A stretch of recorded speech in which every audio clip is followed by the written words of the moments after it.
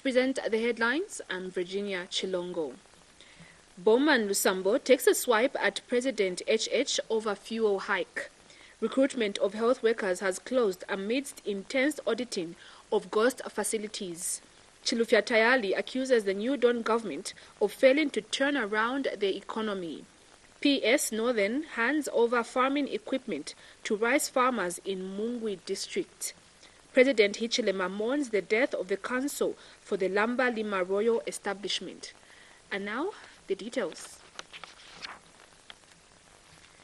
Submission of applications for the 2022 mass recruitment of 11,000 health workers has finally come to an end. The recruitment process was set to begin earlier on. However, questionable procedures were discovered among senior government officials, leading to 5 senior members of staff being sent on forced leave to pave way for investigations into the matter. According to Ministry of Health Permanent Secretary for Administration, George Magwende, the 5 include Director Human Resource, Frederick Mwila, and his assistant, Dennis Siampwishi, Director Planning, Henry Kasembe, Chief Human Resource Administrator, Irene Walia, and Senior Human Resource Officer, James Makasa. A check by Muvi TV at the Lusaka District Health Office found a number of applicants waiting in line to drop off their applications before the end of the day.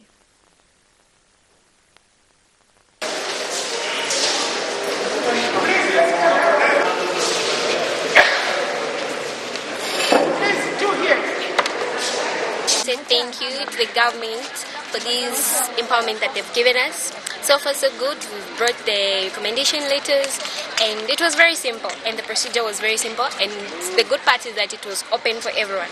So for those youths who need empowerment, the doors are open for everyone. So I thank God that He has given us the new dawn.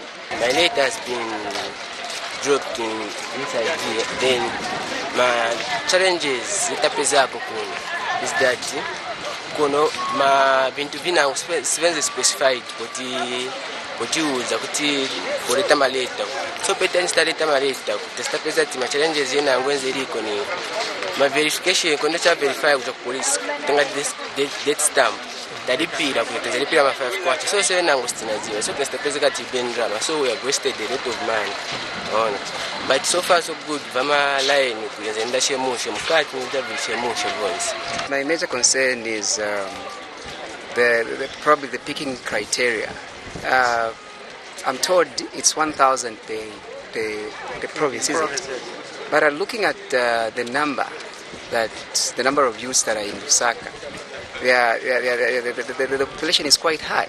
So my request to the listening New Dawn government is that they should be able to at least pick a bigger number from Lusaka and Kobador than the rest of these other provinces.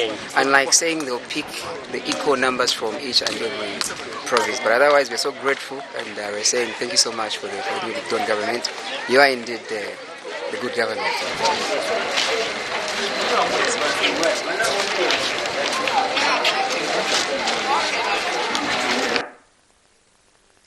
16 police officers from 4 police units, among them from Victim Support Unit and others from police training schools, have successfully completed a 2-week investigation of sexual gender-based course in collaboration with the British Peace Support Team. Deputy Police Inspector General of Police Doris Nayami, who spoke on behalf of the Inspector General of Police Lemi Kajova, at the close of the course has tasked the trained officers to draw up programs to train other officers, especially front desk officers, in handling sexual and gender-based cases, and has tasked them to design and implement programs in their respective formation. Speaking at the same event, British High Commissioner to Zambia, Nicholas Woolley, says he's optimistic that the trained officers will use the knowledge to the best of their abilities. Others have credits, others merits. Therefore, participants will be expected to design and implement programs in their respective formations. So you hear that task that you have been given, that you design and implement programs in the respective formations. That's a huge task. which should start now when your minds are fresh with the information that should be received so far. Multiplier effect as you embark on training other officers in your trainings. Incorporate front desk officers as they play a first responder role in sexual, gender-based violence cases. It is desirable that you draw up programs to train other officers in handling sexual and gender-based violence cases within your formations. And through this course, we address the issue of conflict-related sexual violence, which affects the most vulnerable people, women, men, girls and boys at risk of sexual violence in conflict. This training has been trauma-focused, victim-focused, and places victims at the centre of the investigation. It is built around up-to-date research and techniques for the investigation of sexual violence, and the knowledge and skills learned in this course have relevance to the investigation of sexual violence, not just in peace support operations, but domestically as well. Further, you had seen to co-opt local trainers selected from among us, the participants, in a rare gesture that demonstrated positive partnership was hugely beneficial as it combined your extreme knowledge and expertise with that of local trainers who provide the local content. This is Minister of Water Development and Sanitation, Mike Mposha, has called on the church to continue coming up with initiatives in order to help develop the infrastructure in churches. The minister says it is vital to work together as a church in activities such as fundraising dinner to raise some funds which will help to build the church structures. He was speaking shortly after attending a fundraising breakfast at Kalingalinga Parish Community Center in Lusaka. In that,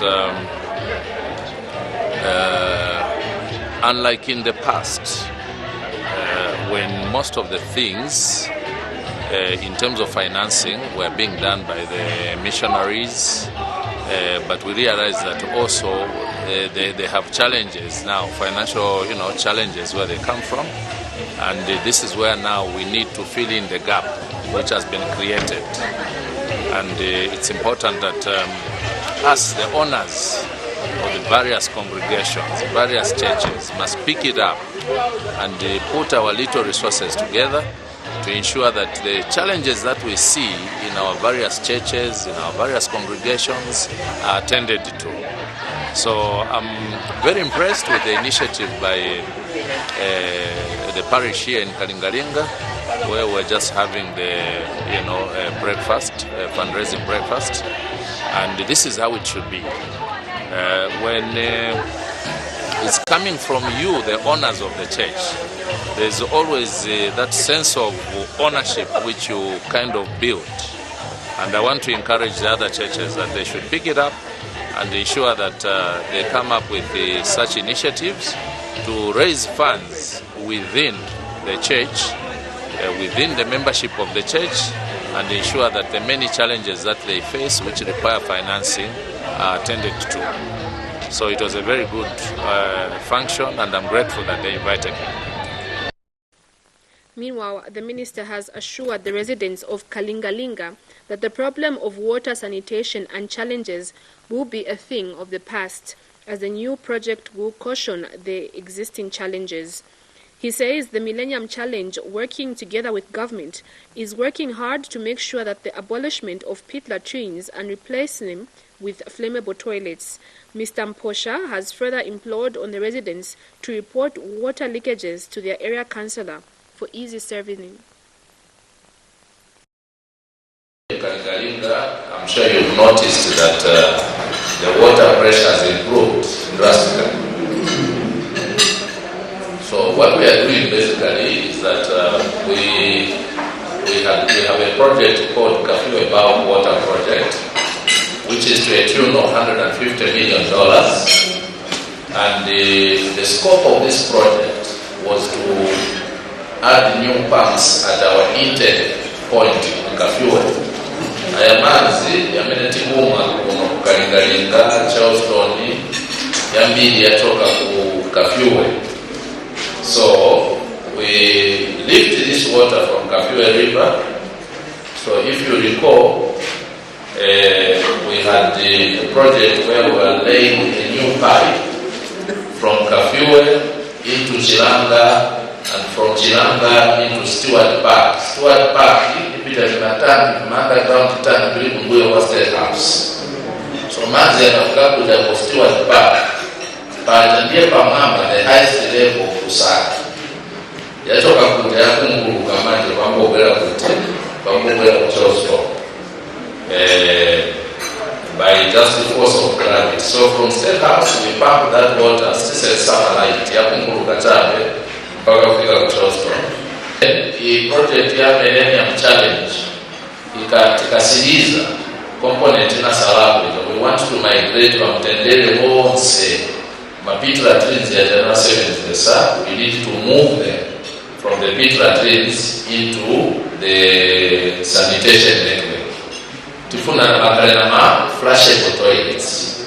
Chamene tishira hivi, ngatitapitiliza tukalingalinga kwetu Tendele to continue using mapit latrines.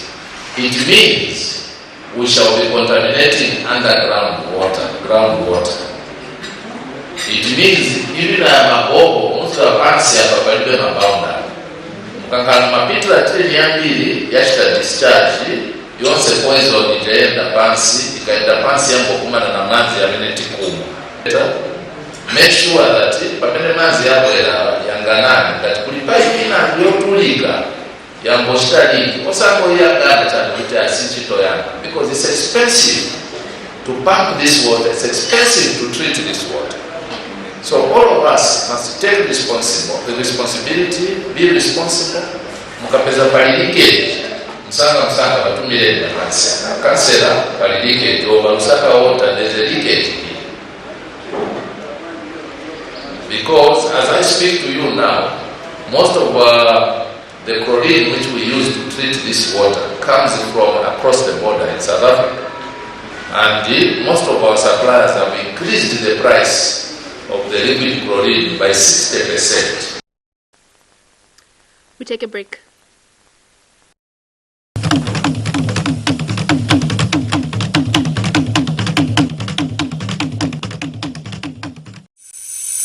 Fairview University College is enrolling students for the January-April 2022 intake in the following: School of Education, Bachelor of Education in Early Childhood Education, Bachelor of Education in Primary Education, Bachelor of Education in Secondary Education, Bachelor of Education in Special Education, Diploma in Early Childhood Education, Diploma in Primary Education, Diploma in Secondary Education, Diploma in Special Education, Certificate in Early Childhood Education, School of Humanities and Social Sciences, Diploma in Public Relations, School of Hotel and Tourism, Diploma in Food and Production, Diploma in Front Office, Diploma in Food and Beverages Management, Diploma in Hospitality and Events Management, and Diploma in Sales and Marketing. For more information, visit us at Regent College along Kwazi Road or the North Mid Campus at plot number 11 Luamba Road, Lusaka, or call us on 0955 787114 or 0966 787114 or 0977 787114. Fairview University College. We aim at excellence.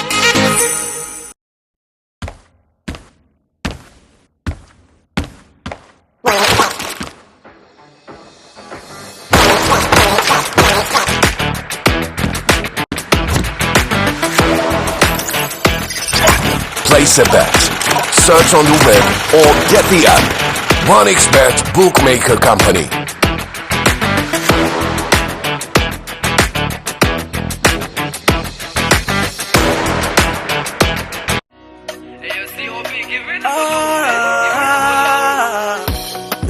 Istana ya Afrika ya kupende chalo akamwana kanono no msepela kuikala chapamo kuribe kumunzi kuribe mutauni kumatero aliyenze afunika. The Zambia Statistics Agency will this year conduct the census across the country. The census aims to count people in households, rural and urban, hospitals, military, police and correctional facilities. This numbering will extend to hotels, farms, as well as high-density areas with different families sharing a house and those in transitory locations. Every person in the country matters and should be counted because the census will benefit all, from migrants, refugees and street children, homeless people, the young and the old people, as well as persons with disabilities. Everyone counts. This message is brought to you by the Zambia Statistics Agency.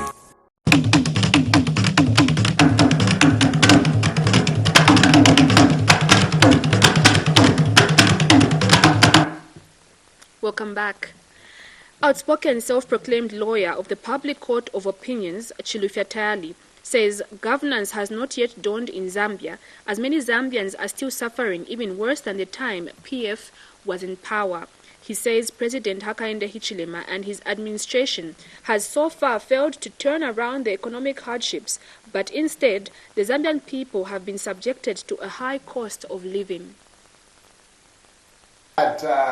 You know, we have fuel costing, 26 kwacha, 25 kwacha. That is too much. Is President Hakainde Hichilema really in charge of this country?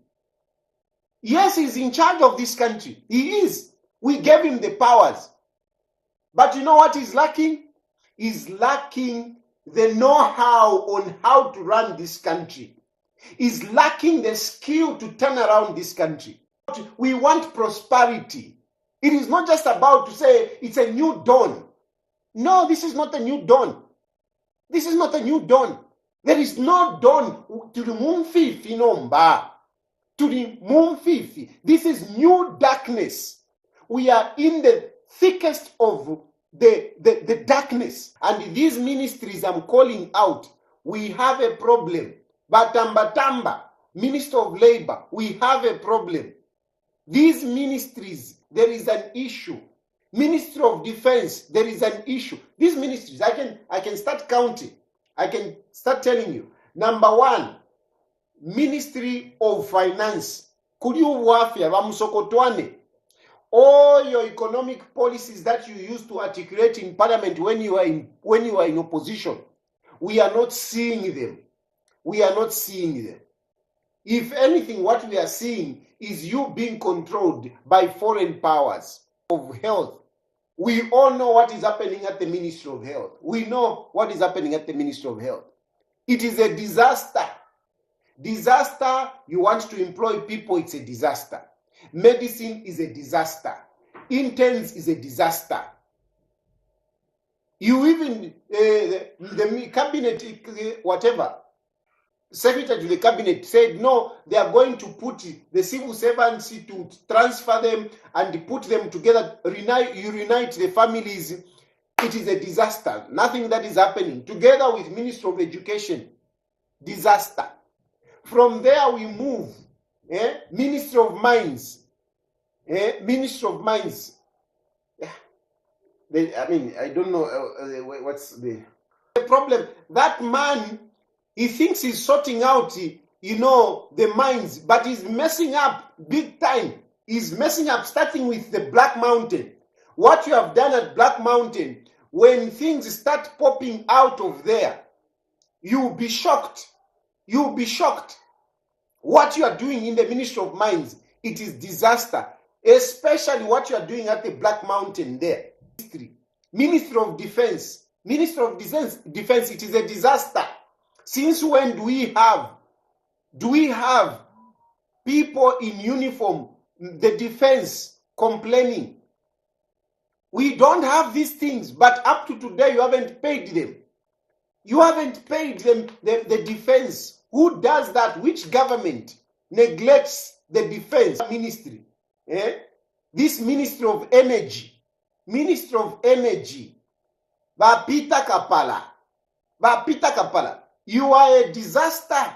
You are a disaster. The West Minister we have today is Peter Kapala. When you have done bad, when you are messing up, we need to tell you. That is what it means to be in public office. In public office, you are accountable to the people, you are accountable to everybody. And we are entitled to give you our... Meanwhile, Kabushi Member of Parliament Bowman Lusambo has challenged President Hakainde Hichilema to utilize his economic formulas he showed the Zambian people at the time he was in the opposition, now that he is in charge of the country. Mr. Lusambo says it is not a secret that President Hichilema and the UPND used lies to ascend to power. He was speaking when he featured on Muvi TV's special interview. Leadership, political leadership, economic leadership, we have seen in this country. But what we are experiencing now is leadership crisis. Okay, and if the people of Zambia, they are not able to see this crisis, it is very dangerous to us as Zambians. You know, when you have a political party coming on the political scene with a lot of promises which they have failed to do. One of the promises which President Hakainde Hichilema and his team promised the people of Zambia is the issue to do with fuel. And he was there with calculators. And I want to ask President Hakainde Hichilema, if those calculators, there are no batteries, I'll be able to buy batteries and take them to is it State House or Community House? I don't know. I'll be able to take those batteries so that they can use those calculators to benefit the people of Zambia. The reason why we are here is because we don't have leaders who are sincere. If we had leaders who are sincere, we can't be here. We can't subject our people in this situation which we are seeing today. You know, when you have the increase of fuel, I can assure you that this increase, it will translate into social and economic activities. And what we are seeing today, we can see the press singers saying things which are not even, which is not making sense. Because where we are now, we are on crossroad. We are at crossroad now, okay? Because our people are dying. Our people in these compounds are dying. The economic situation in our country, it's at its lowest. And it's not because of any situation in the world. It's because of bad leadership, which we have in government today, in the name of UPND. They had no plan how to govern this country. They had no plan. If you sit with UPND today and ask them, tell us the plan which you have in agriculture, they won't us. They won't tell you. Tell us the plan which you have in energy sector. They won't answer that question. In all the sectors, they don't have plan. So the increment we are seeing today, it is not by accident. It is because we have a bad leadership. For argument's sake, if they are saying this situation is because of Ukraine and Russia conflict, which is true. We've seen a lot of economies that have been affected because of the war in Ukraine and Russia. Far from it. You know, if you have a government which is a caring government today, and we have a situation in Russia and Ukraine the way it is, if it is affecting us as Zambians, that's where you can see leadership.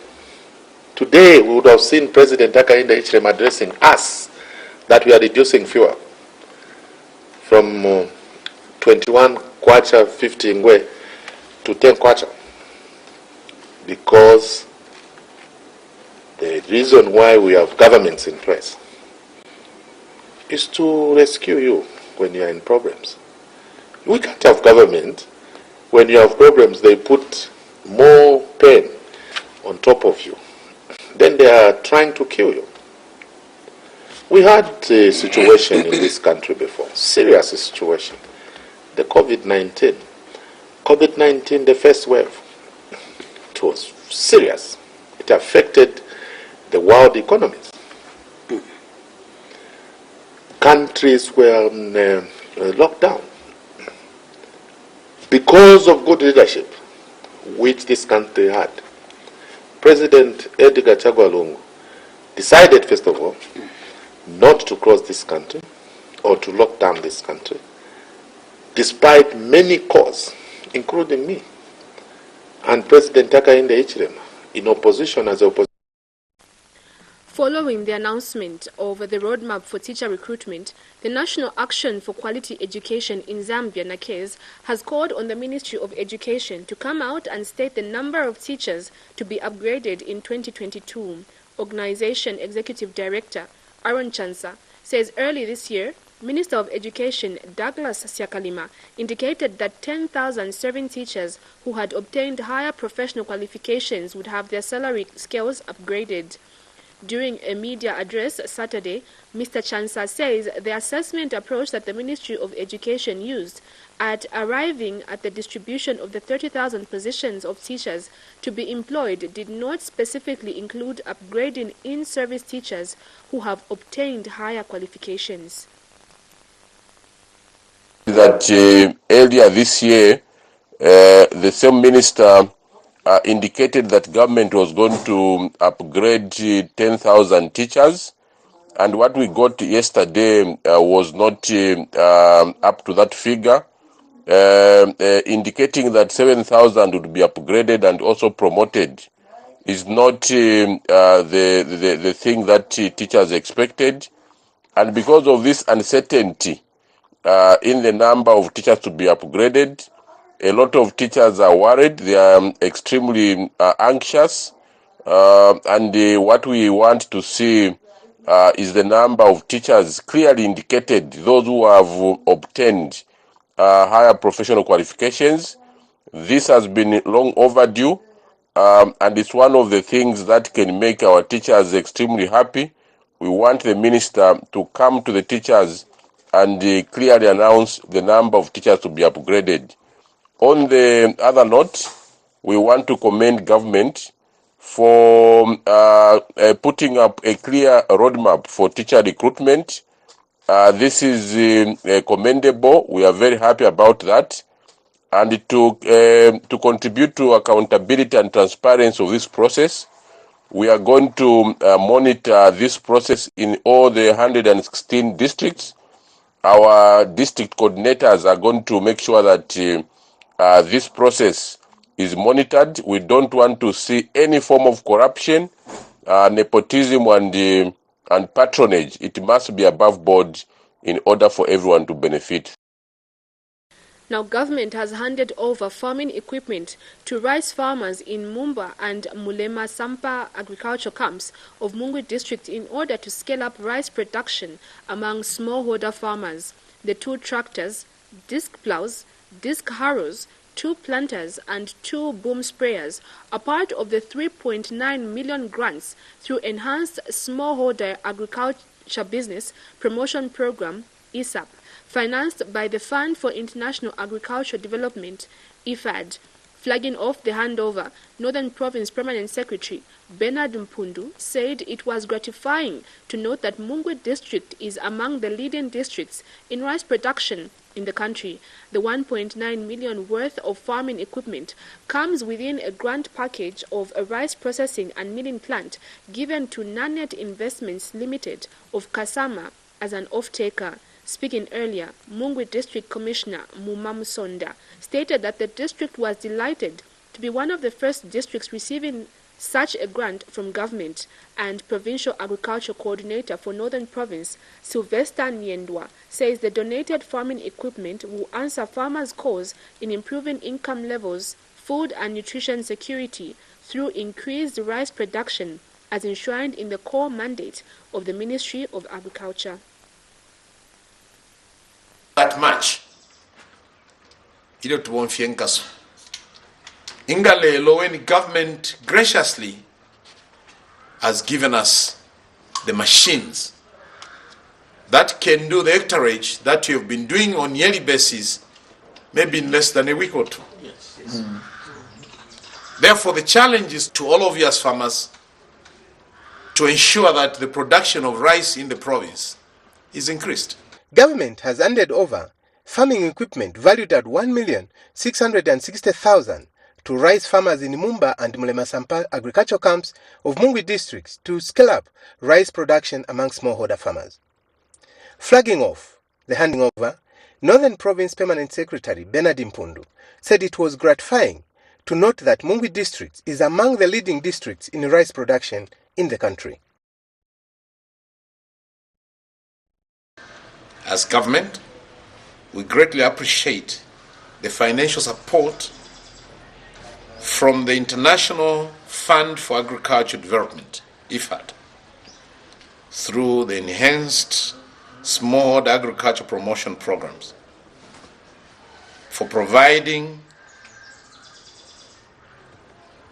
machining grants facility amounting to 3,900,000 kwacha for the promotion of rice value chain in Muvi district of Northern Province. Last year, we are topping the list of rice production, even beating the district of Mongo. So what does that mean to us? It means a lot that we can do better than what we have been doing. If we're able to compete with rice growing districts like Mongo, then it means I think yuko tulea kule munika bwino. Echo buteko buli bwasansa mukokutira ati windabula nenda mushamusango efyu kumishitira ba machine. As you all know, government has prioritized agriculture as a sector in the growth and poverty reduction agenda, as over 60% of the population derives its livelihood from agriculture. Speaking earlier, Muvi District Commissioner Muma Msonda stated that the district was delighted to be one of the first districts receiving such a grant from government. We are delighted as district to be one of the beneficiaries districts of this mechanization equipment, and would like to thank the government of the Republic of Zambia through His Excellency the President, Mr. Hakainde Hichilema, for this rare gesture. And Provincial Agriculture Coordinator for Northern Province, Sylvester Nyendwa, said the donated farming equipment will answer farmers' cause in improving income levels, food and nutrition security through increased rice production. What you are witnessing today answers part of our farmers' call to improve farmers' income, food and nutrition security within our mandate as Minister of Agriculture, in particular Northern Province. Sir, we are gathered here with our farmers to witness your handover of agricultural implements that will ease or enhance rice production and productivity in the Chambeshi area of Mumba and Mulemasampa through the support of government in partnership with International Fund for Agricultural Development, IFAD, through the ISAP under the Ministry of Agriculture.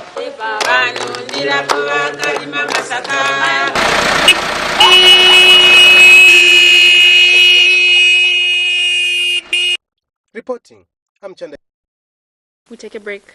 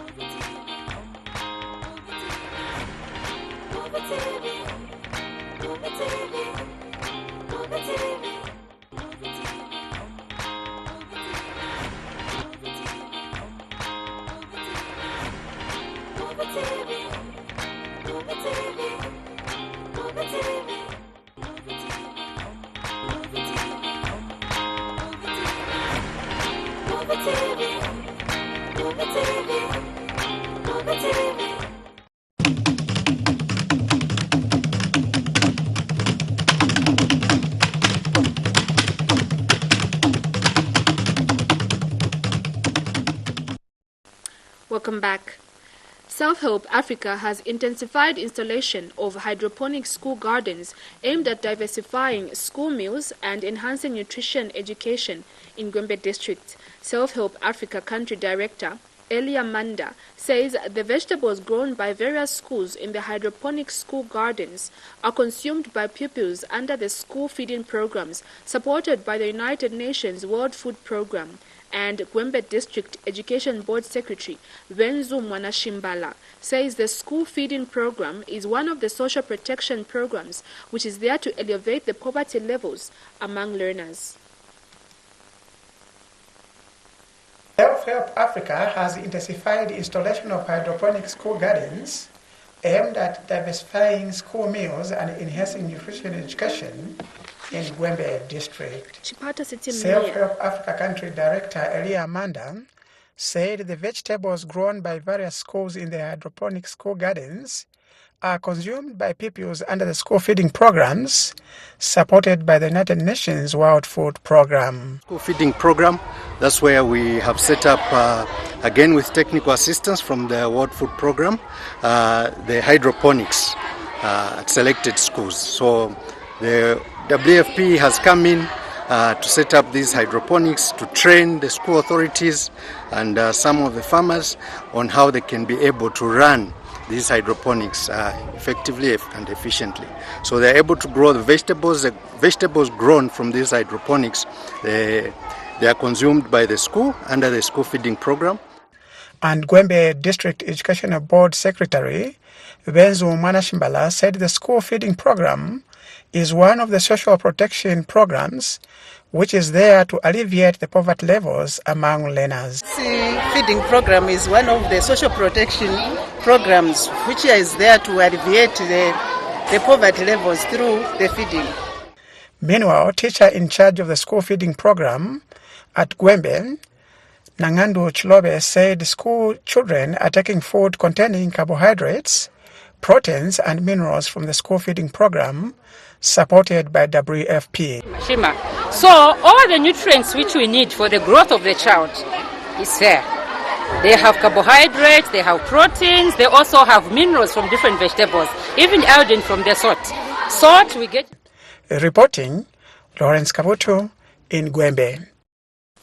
Chipata City Mayor George Mwanza says Early Childhood Development Program ECDP is vital in preparing for a productive and skilled future generation.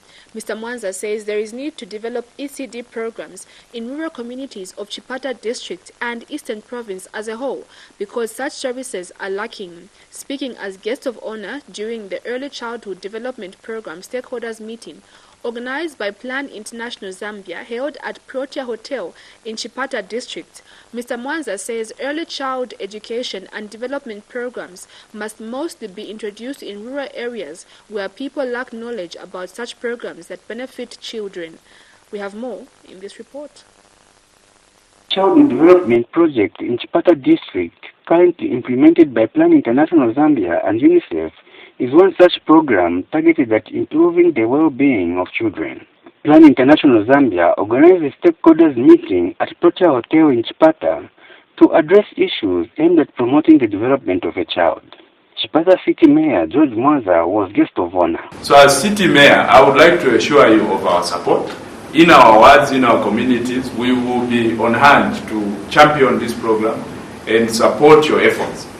It is very clear that the facilities in terms of education for ECD are quite at a distance, and the coming in of Mhalas will really offer an opportunity to a lot of our children to access education and life development skills at a very young age. Plan International Zambia Eastern Province Program Area Manager Dennis Lembani outlined the objectives of the project.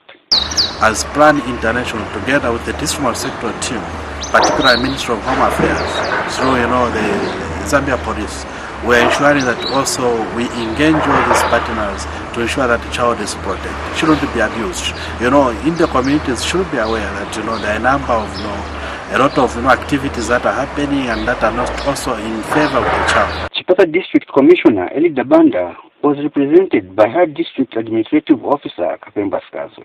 The Zambia Demographic Health Survey of 2018 indicates that 35% of children under 5 are stunted. 12% are severely stunted, with just 29% having access to early learning experience. So with those gaps, we think this gathering is very important so that we address these matters together. And Paramount Chief Mpezeni of Tengoni-speaking people in Eastern Province was represented by Headman Maulao.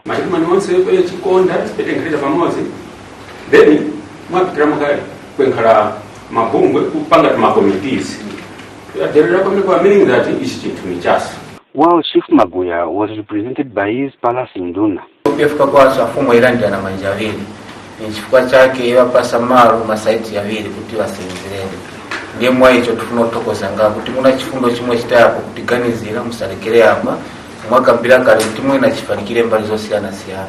Sylvester Chimba for the Nis, in Chipata District, Eastern Province. President Hakainde Hichilema has conveyed his condolences to the Royal Lamba Lima Council on the demise of Dishom Malemuna. President Hichilema conveyed his condolences through Copperbelt Permanent Secretary Augustine Kasongo at the burial procession of the late Malemuna at Malemuna Village in Chief Nkambo's area. Mr. Hichilema says the death has robbed the people of Malemuna of a vibrant young man who could have greatly contributed to the development of his community. Meanwhile, Pastor Mupenda of Baptist Church urged mourners and everyone who attended the funeral to repent and accept Jesus Christ in order to have eternal life. The pastor acknowledged that death is difficult to accept and understand, adding that no one has the ability to escape it once called by the Creator. Dishom Malemuna, aged 28, nephew to Chief Nkambo, died on March 30, 2022 in a road traffic accident. He is survived by a wife and 2 children. We now take a break. Do stay tuned.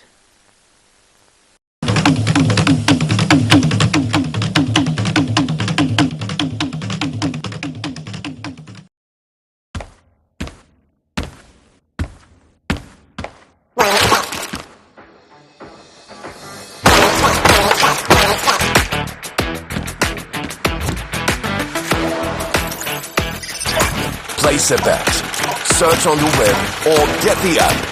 OneXBet Bookmaker Company.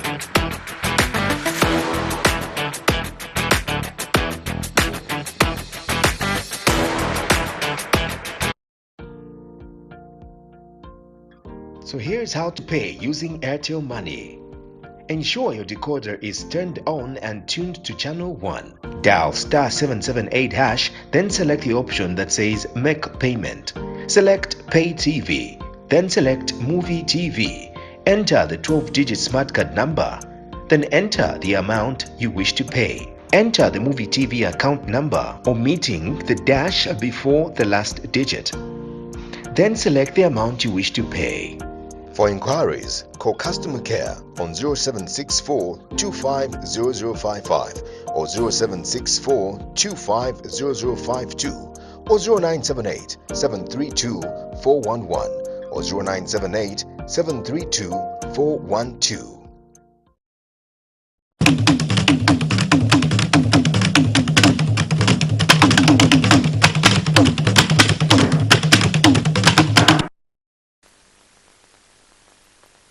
Welcome back.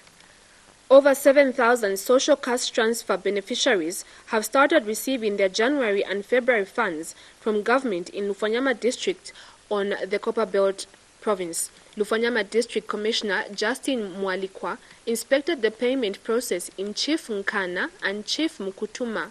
Mr. Mwalika expressed happiness that the program has not experienced any challenges in its implementation. He confirmed to Zanis that beneficiaries have now started getting new upwards adjustment social cash funds. He explained that those who were previously getting 300 kwacha are now getting 400 kwacha, while those who were receiving 600 kwacha have been pegged at 800 kwacha respectively. He also took note of the prudent utilization of funds by some beneficiaries in the area. Speaking to one of the beneficiaries, Agnes Chinda of Mukutuma Chiefdom thanked government as she confirmed using the funds to boost her farming business, which helped her support her children. And District Social Welfare Officer Musialike Kaingu said the district had 7,200 beneficiaries who are all expected to receive their money in the ongoing exercise. That story brings us to the end of the news, but before we go, we take a look at the headlines. Bowman Lusambo takes a swipe at President HH over fuel hike. Recruitment of health workers has closed amidst intense auditing of ghost facilities. Chilifya Tayali accuses the New Dawn of failing to turn around the economy. PS Northern hands over farming equipment to rice farmers in Muvi district. President Hichilema mourns the death of the counsel for the Lamba Lima royal establishment. This has been the Muvi TV Primetime News. Do stay tuned for the main news at 21:15. Virginia Chilongo. Until then, it's bye-bye and God bless. Journalists worldwide are trying to find and film these men, mercenaries of the so-called Wagner Group. They are members of a ruthless gang that commits bloody crimes all over the world to support Russian interests. It seems unusual that a crack Belarusian squad arrested these mercenaries allied to Russia in July 2020. All 33 men were quietly deported to Russia just hours later. Today, both sides act as if nothing ever happened, but the pictures were out there in the world, and with them the definitive proof that the dreaded Wagner Group really exists. Badges on their uniforms betray the work these men do. Their business is death, and business is busy for them right now. Ukraine, 2014. For days, the world puzzled over who the so-called Green Men were, who took Crimea in a coup d'etat. Afterwards, they fought on the side of Russian separatists in the Donbass. The men had no sovereignty insignia on their uniforms. Today, we know some of these units belonged to the Wagner Group. The mercenary force owes its name to Dmitry Utkin, a former Russian elite soldier and self-confessed neo-Nazi. He shared with Adolf Hitler a fondness for music by the composer Richard Wagner. Only a few photos of Utkin exist. In 2016, he was awarded a medal by President Putin for his service in Ukraine. And this despite the fact that the Kremlin denies any connection with the Wagner mercenaries to this day. These mercenary soldiers take on the tasks that are war crimes and which regular troops refuse to perform. And now the Wagner Group is said to be active again in the Ukrainian war.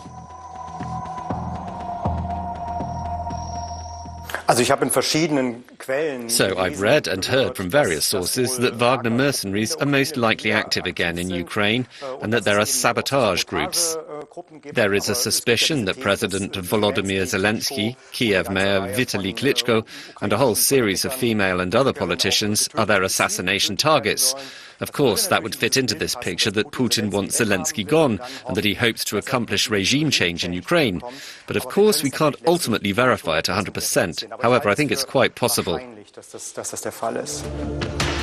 Currently, the mercenaries are mainly active in Africa, like here in the Central African Republic, after they committed a massacre of mine workers. In Mali, the Wagner mercenaries are looking to fill the space that will soon be left there after the French army leaves. Their tasks are exactly the same in Africa as in Ukraine: destabilization and destroying democracy. Some Malians have shown their gratitude to the Wagner Group. But wherever the Russian mercenaries have operated, they have always been extremely brutal. And whatever support they have here for the time being will probably not last long. The Wagner Group operate in at least 5 African countries: Mozambique, Sudan, the Central African Republic, Mali and Libya. In Libya, Wagner Group soldiers were employed to join warlord Khalifa Haftar and his national army in their fight to seize power from the UN-recognized government of national accord. Accounts from 2 former Wagner fighters have linked the mercenaries to the shooting of Libyan civilians and of fighters who had surrendered. Wagner fighters also laid booby traps and unmarked mines in civilian areas, leading the UN to accuse the group of carrying out war crimes in Libya. In the Central African Republic, the Wagner Group has been propping up the government of President Faustin-Archange Touadéra against various rebel groups who still control large parts of the country. The UN is currently probing an alleged massacre during a joint operation by government forces and Wagner fighters, in which dozens of civilians were killed. Wagner Group militants are also accused of committing mass killings, extrajudicial executions, torture, kidnappings and mass rape. And that they are using this violence to control and exploit areas rich in gold, diamonds and valuable minerals. Russian companies also appear to benefit from the mercenaries' involvement. Wagner's arrival in Car coincided with a company linked to its founder being awarded diamond and gold mining licenses. Mali is the latest country in which Wagner mercenaries have been deployed. Mali's ruling military junta has been fighting a long-standing insurgency by Islamist groups. They've been supported by UN troops and the French army. Unhappy with the performance of the French troops, Mali turned to Russia and the Wagner Group. About 1,000 Wagner mercenaries have been deployed to train Malian soldiers and protect the junta, with access to uranium, diamond and gold mines as likely payoffs. Although the Wagner Group's operations in Africa seem to be closely aligned with Russia's political interests, Moscow has continued to deny any links to the mercenary group. Thank you very much for having me. Yeah, so over the last decade or so, what we've seen on the continent is several governments forming security partnership with Russia, and then that comes with services of Wagner, which is a private security, non-state group, but of course we've seen from several reports that they are state affiliated.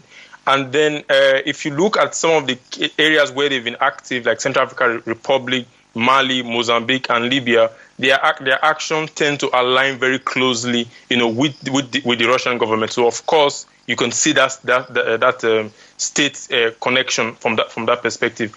And then one of the trends we also see is that in places where there is a real need for regime security, not necessarily national security, that is where you see Wagner really step in. A good example again is Central African Republic and in Mali, because if you recall, after the coup in Mali, we had some unrest, and then there was a second coup. And then you had an attempted assassination on Assimi Goïta, the head of the junta. Not long after, we saw Wagner deploy into the country, and then we saw this almost the same script in Car, where there's a close coordination between Wagner and the security apparatus, particularly the presidential security or the security of the head of state. Mm-hmm. So they have ability to provide that kind of service. But what is missing from their service is the fact that they cannot necessarily solve the root causes of the problems that these countries and governments are facing. And in that regard, that shortcoming makes them a bit handicapped for other African countries that might be considering the option, because it just does not have the long-term capabilities that many African countries need in terms of peace and security. When you see the alignment between state policy and the service and Wagner deployment, then you begin to suspect. Let's again go back to Mali. Now, with Mali, what we're seeing in Mali is a regime and a military government that is very much against the status quo, that wants to distance itself from France and cooperation with Europe, and then they're bringing in Wagner. And then just as they are doing that in the United Nations, for instance, we saw the Malian ambassador to the foreign minister actually meet with Sergei Lavrov, the Russian foreign minister, and then that cozying up to Russia already comes after the relationship with Wagner was announced. Again, the same situation in Central African Republic. So we always have either Wagner comes first, and then you see the cozying up or the relationship between Russia and that country strengthen, or there is the relationship built diplomatically and politically, and then Wagner deploys. So, of course, correlation is not necessarily causation, but when you start seeing these relationships show up in every single situation, and then military SEALs follow up, of course, it doesn't take too much to figure these things out. Now, hospitals are overwhelmed in Cameroon as the country faces a new wave of cholera cases. And back to school at age 98, we meet the Kenyan grandmother who says it's never too late to learn.